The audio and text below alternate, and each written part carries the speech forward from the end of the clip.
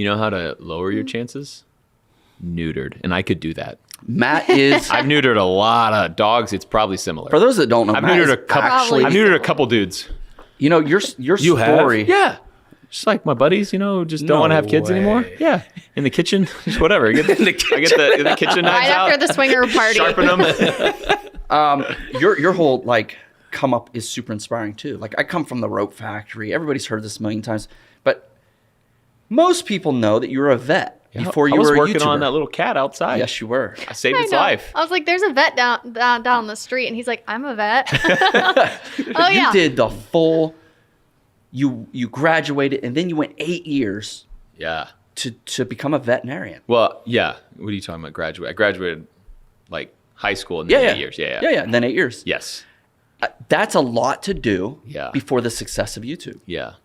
So that's why I hung on to being a vet full time for so long, because I was like, I put 8 years into this. Like YouTube eventually passed up my vet salary, and then I kept being a vet for like a full-time vet for 3 years after that. I remember when you were in that stage of being scared to not be a vet and go full-time. I just bought a vet clinic too. Yeah. I was in debt because I bought this vet clinic, and I went to school for 8 years, but then YouTube was really looking promising.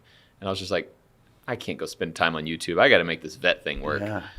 And then I was like, but YouTube is way more fun, way more flexible. I can go, I can work or not work whenever I want. I don't have to be like, oh, I've got appointments all day tomorrow, so I got to go do this.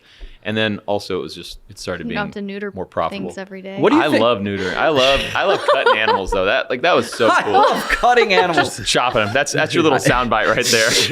The cat now has 3 legs outside. What do you think's happening right now in society with, there's no doubt guys like us have built an audience over time of these kids growing up now. Yeah. I speak to teachers all the time. They're like, look, these kids want to be YouTubers. Yep. What do you think's happening with the vet world, the mechanics, the guys, the plumbers, the dentists, the doctors? I'm worried about that. How many humans now are going to be like, YouTube's more fun? Yeah. I don't have to go to school for 8 years. Or Twitch, gaming. And go in debt, go into school. I don't have to go get a 4-year degree and be in debt. And by the way, there's a possibility I'm going to make way more money. Yeah. That's a crazy... What do your kids want to do? Noah's interesting. He's not sure. Yeah. And I always just assumed they would jump into YouTube. Because they also see the bad side of it too. There are some negatives, some big negatives. It's a double-edged sword. Yeah. It comes with a lot. And I do believe the positives outweigh the negatives. Yep.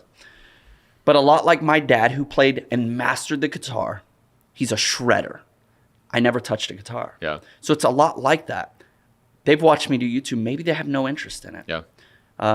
Kane does, but I feel like it's just that age. He's 10. That age. He's too young for me to let him do it. Yeah. So maybe by the time he's old enough, he's like, eh. My wife's mom, so my kid's grandma, asked Lincoln when he was 5, what do you want to be when you grow up? And he said, I want to be a veterinarian, and then I want to quit and be a YouTuber.